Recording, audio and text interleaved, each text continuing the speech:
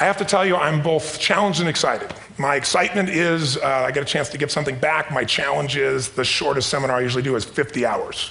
And I'm not exaggerating. I do weekends, and what I do more than that, obviously, coach people, but I'm into immersion, because how'd you learn language?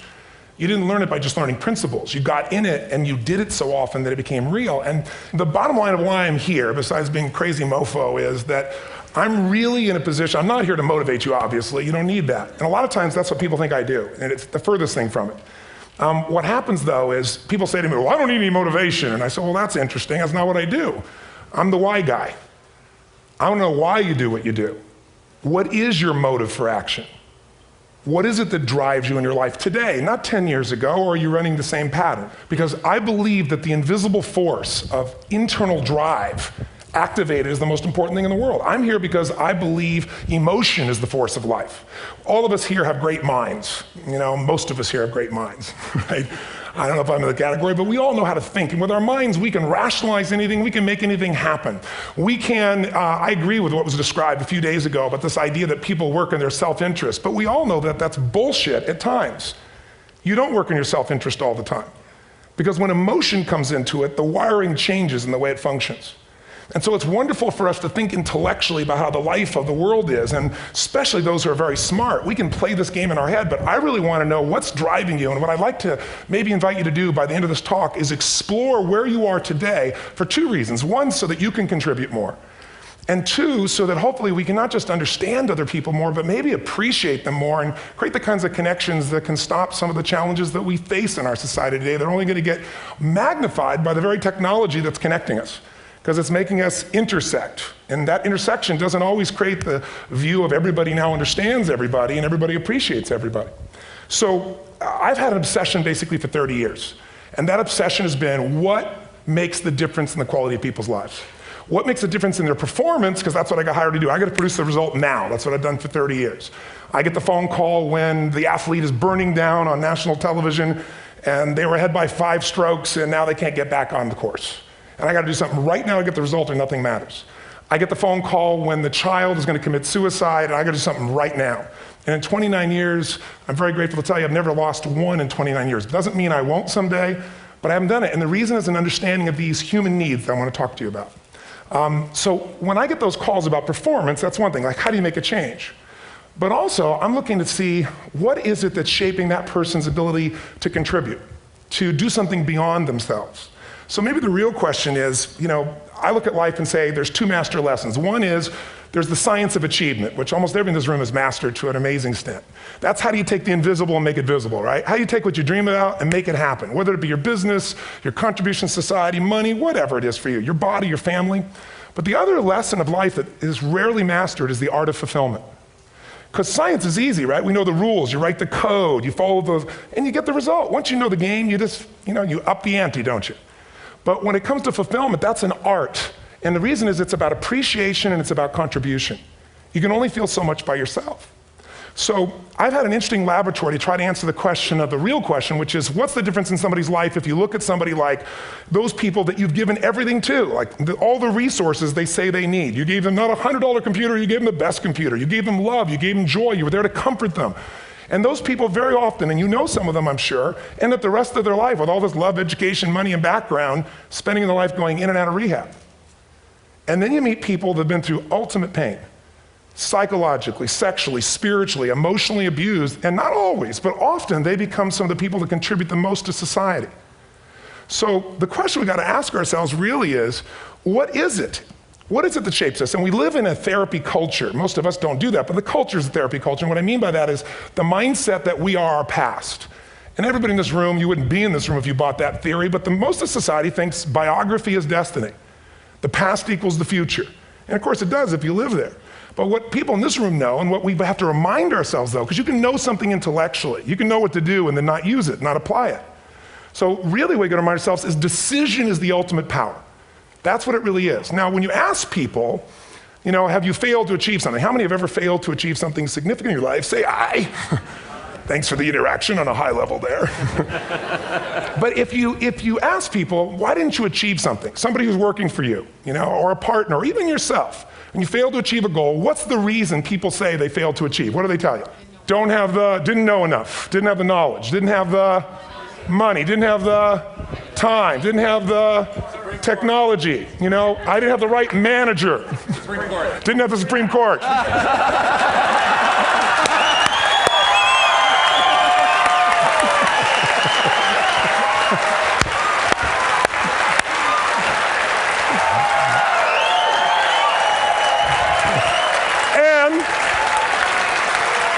And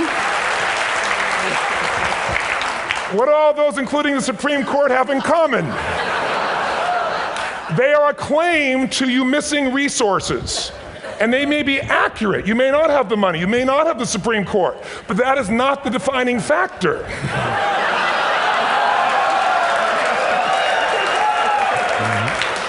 And you correct me if I'm wrong. The defining factor is never resources, it's resourcefulness. And what I mean specifically, rather than just some phrase, is if you have emotion, human emotion, something that I experienced from you day before yesterday at a level that is as profound as I've ever experienced, and if you'd communicated with that emotion, I believe you would have beat his ass and won.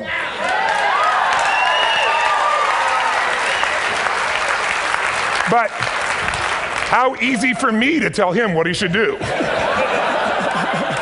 Idiot, Robbins. But I know when we watched a debate, at that time, there were emotions that blocked people's ability to get this man's intellect and capacity and the way they came across to some people in that day. Because I know people that wanted to vote in your direction and didn't, and I was upset. But there was emotion that was there. How many know what I'm talking about here? Say I. So emotion is it, and if we get the right emotion, we can get ourselves to do anything. We can get through it. If you're creative enough, playful enough, fun enough, can you get through to anybody, yes or no?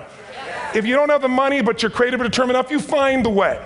So this is the ultimate resource, but this is not the story that people tell us, right? The story people tell us is a bunch of different stories. They tell us we don't have the resources, but ultimately, if you take a look here, flip it up if you would. They say, what are all the reasons they have in common? We've said that. Next one, please. He's broken my pattern, that son of a bitch.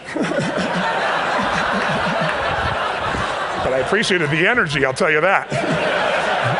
What determines your resources? We've said decisions shape destiny, which is my focus here. If decisions shape destiny, what determines it is 3 decisions. What are you going to focus on?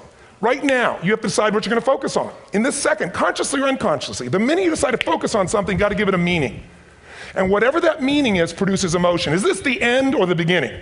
Is God punishing me or rewarding me, or is this the roll of the dice? And emotion then creates what we're going to do, or the action. So think about your own life, the decisions that have shaped your destiny.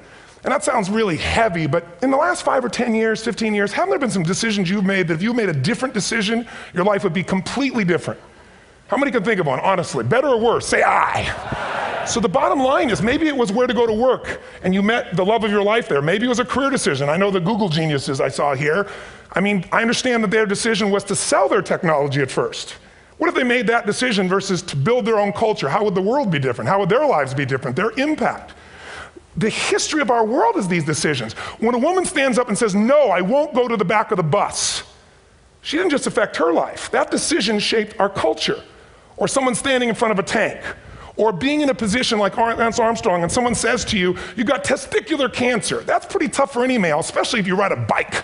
Right? You got it in your brain, you got it in your lungs. But what was his decision of what to focus on? Different than most people. What did it mean? It wasn't the end, it was the beginning. What am I going to do? He goes off and wins 7 championships he never won once before the cancer because he got emotional fitness, psychological strength. That's the difference in human beings that I've seen of the 3 million I've been around. Because that's about my lab. I've had 3 million people from 80 different countries that I've had a chance to interact with over the last 29 years. And after a while, patterns become obvious. You see that South America and Africa may be connected in a certain way, right? Other people say, oh, that sounds ridiculous. It's simple. So what shaped Lance, what shapes you? 2 invisible forces, very quickly. 1, state. We all have had times. Have you had a time you did something and after you did it, you thought to yourself, I can't believe I said that. I can't believe I did that. That was so stupid. Who's been there? Say I. Have you ever done something after you do it, you go, that was me. Right? It wasn't your ability, it was your state. Your model of the world is what shapes you long term. Your model of the world is the filter. That's what's shaping us. That's what makes people make decisions. When we want to influence somebody, we got to know what already influences them. And it's made up of 3 parts, I believe. First, what's your target? What are you after? Which I believe it's not your desires. You can get your desires to goals. How many of you got a goal, desire, and thought, is this all there is? How many been there? Say aye. So it's needs we have. I believe there are 6 human needs. Second, once you know what the target that's driving you is, and you uncover it for the truth, you don't form it, you uncover it. Then you find out what's your map. What's the belief systems that are telling you how to get those needs? Some people think the way to get those needs is destroy the world. Some people is to build something, create something, love someone. And then there's the fuel you pick. So very quickly, 6 needs, let me tell you what they are. First one, certainty. Now these are not goals or desires, these are universal. Everyone needs certainty that they can avoid pain, at least be comfortable. Now how do you get it? Control everybody, develop a skill, give up, smoke a cigarette. And if you got totally certain, ironically, even though we all need that, like if you're not certain about your health or your children or money, you don't think about much more. You're not sure the ceiling's gonna hold up, you're gonna listen to any speaker. But while we go for certainty differently, if we get total certainty, we get what? What do you feel if you're certain? You know what's gonna happen, when it's gonna happen, how it's gonna happen, what would you feel? Bored out of your mind. So God, in her infinite wisdom, gave us a second human need, which is uncertainty. We need variety. We need surprise. How many of you here love surprises? Say aye. Bullshit. You like the surprises you want. The ones you don't want, you call problems, but you need them. So variety is important. Have you ever rented a video or a film that you've already seen? Who's done this? Get a fucking life. Right? Why are you doing it? You're certain it's good because you read it before, saw it before, but you're hoping it's been long enough you've forgotten enough there's variety. Third human need, critical, significance. We all need to feel important, special, unique. You can get it by making more money. You can do it by being more spiritual. You can do it by getting yourself in a situation where you put more tattoos and earrings in places humans don't want to know. Whatever it takes. The fastest way to do this, if you have no background, no culture, and no belief in resources or resourcefulness, is violence. If I put a gun to your head and I live in the hood, instantly I'm significant. 0 to 10, how high? 10. How certain am I you're gonna respond to me? 10. How much uncertainty? Who knows what's gonna happen next? Kind of exciting, like climbing up into a cave and doing that stuff all the way down there. Total variety and uncertainty. And it's significant, isn't it? So you're willing to risk your life for it. So that's why violence has always been around and will be around unless we have a consciousness change as a species. Now you can get significance a million ways, but to be significant, you gotta be unique and different. Here's what we really need. Connection and love, 4th need. We all want it. Most people settle for connection because love's too scary. Don't want to get hurt. Who here has ever been hurt in an intimate relationship? Say aye. If you don't raise your hand, you'll have had other shit too, come on. And you're gonna get hurt again. Aren't you glad you came to this positive visit? But here's what's true, we need it. We can do it through intimacy, through friendship, through prayer, through walking in nature. If nothing else works for you, get a dog. Don't get a cat, get a dog, because if you leave for 2 minutes, it's like you've been gone for 6 months when you show back up again 5 minutes later, right? Now these first 4 needs, every human finds a way to meet. Even if you lie to yourself, even if you have split personalities.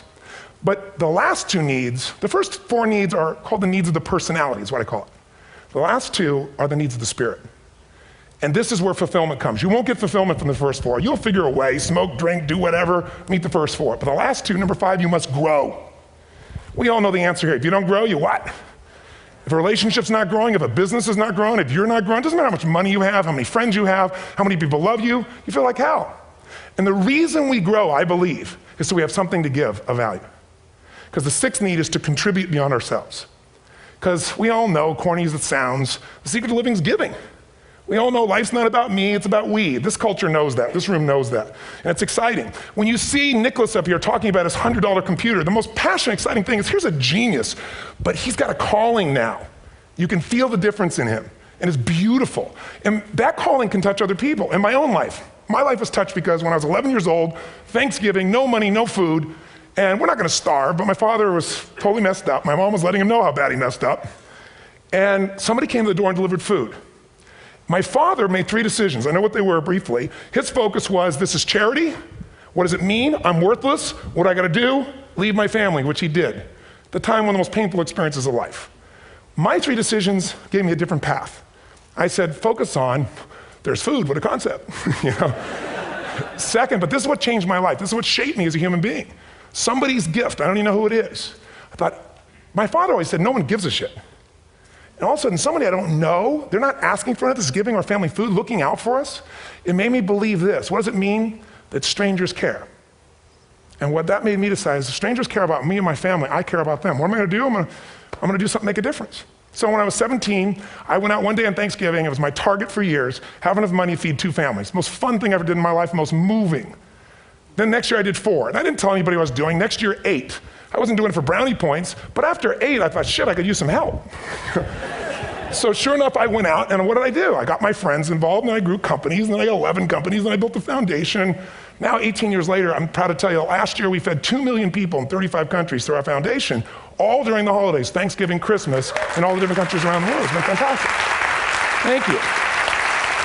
So I don't tell you that to brag, I tell you because I'm proud of human beings because they get excited to contribute once they've had the chance to experience it, not talk about it. So finally, and I'm about out of time, the target that shapes you, here's what's different about people. We have the same needs, but are you a certainty freak? Is that what you value most, or uncertainty? This man here couldn't be a certainty freak if he climbed through those caves. Are you driven by significance or love? We all need all 6, but whatever your lead system is tilts you in a different direction. And as you move in a direction, you have a destination or destiny. The second piece is the map. Think of that as the operating system tells you how to get there. And some people's map is, I'm gonna save lives even if I die for other people, and they're a fireman. Somebody else says, I'm gonna kill people to do it. They're trying to meet the same needs of significance, right? They want to honor God or honor their family, but they have a different map. And there are 7 different beliefs. I can't go through them because I'm done. The last piece is emotion. I say one of the parts of the map is like time. Some people's idea of a long time is 100 years. Somebody else says is 3 seconds, which is what I have. And the last one I've already mentioned that felt you. If you got a target and you got a map, and let's say, I can't use Google because I love maps, and they haven't made it good for Macs yet. So if you use MapQuest, how many have made this fatal mistake of using MapQuest at some time? You use this thing and you don't get there. Well, imagine if your beliefs guarantee you can never get to where you want to go. The last thing is emotion. Now here's what I'll tell you about emotion. There are 6,000 emotions that we all have words for in the English language, which is a linguistic representation, right? It changes by language. But if your dominant emotions, if I have more time, I have 20,000 people or 1,000, and I have them write down all the emotions that they experience in an average week. And I give them as long as they need. And on one side, they write empowering emotions, the other is disempowering. Guess how many emotions people experience? Less than 12. And half of those make them feel like shit. So they got 5 or 6 good frickin' feelings, right? It's like they feel happy, happy, excited, oh shit, frustrated, overwhelmed, depressed. How many of you know somebody who no matter what happens finds a way to get pissed off? How many know somebody like this? Or no matter what happens, they find a way to be happy or excited. How many know somebody like this? Come on. When 9/11 happened, and I'll finish with this, I was in Hawaii. I was with 2,000 people from 45 countries. We were translating 4 languages simultaneously for a program that I was conducting for a week. The night before was called Emotional Mastery. I got up, had no plan for this, and I said, we had all this fireworks, I do crazy shit, fun stuff. And then at the end I stopped, and I had this plan I was gonna say, but I never do what I'm gonna say. And all of a sudden I said, when do people really start to live? When they face death.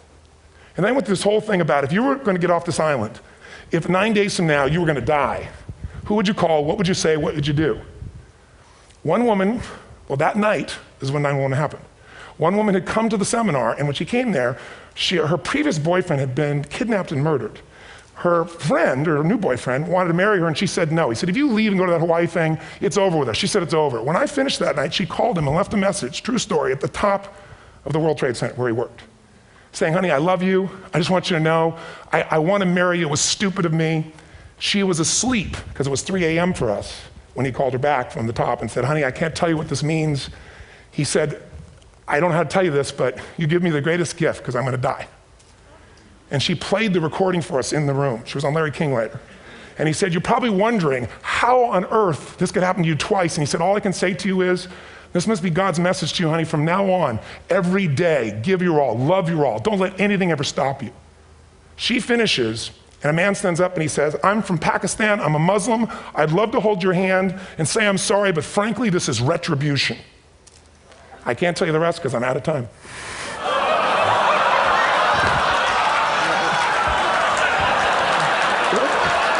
Are you sure? Finish the story. 10 seconds. 10 seconds. No, I want to be respectful. 10 seconds. All I can tell you is I brought this man on stage with a man from New York who worked in the World Trade Center, because I had about 200 New Yorkers there. More than 50 lost their entire companies, their friends, marking off their Palm Pilots. One financial trader, this woman made of steel, bawling. 30 friends crossing off that all died. And what I did to people said, what are we going to focus on? What does this mean, and what are we going to do? And I took the group and got people to focus on, if you didn't lose somebody today, your focus is going to be how to serve somebody else. There are people, the woman got up, she was so angry and screaming and yelling. And she wasn't from New York, she's not an American, she doesn't know anybody here. I said, you always get angry. She said, yes. Guilty people got guilty, sad people got sad. And I took these two men and did what I call an indirect negotiation. Jewish man with family in the occupied territory, some New York who would have died if he was at work that day, and this man who wanted to be a terrorist, and made it very clear. And the integration that happened is on a film, which I'll be happy to send you, so you can really see what actually happened instead of my verbalization of it. But the two of them not only came together and changed their beliefs and models of the world, but they worked together to bring, for almost 4 years now, to various mosques and synagogues, the idea of how to create peace. And he wrote a book, which is called My Jihad, My Way of Peace. So transformation can happen. So my invitation to you is this. Explore your web, the web in here. The needs, the beliefs, the emotions that are controlling you, for two reasons. So there's more of you to give. Achieve too, we all want to do it, but I mean give, because that's what's going to fill you up. And secondly, so you can appreciate, not just understand, that's intellectual, that's mind, but appreciate what's driving other people. It's the only way our world's going to change. God bless you, thank you, I hope this will serve. Robbins.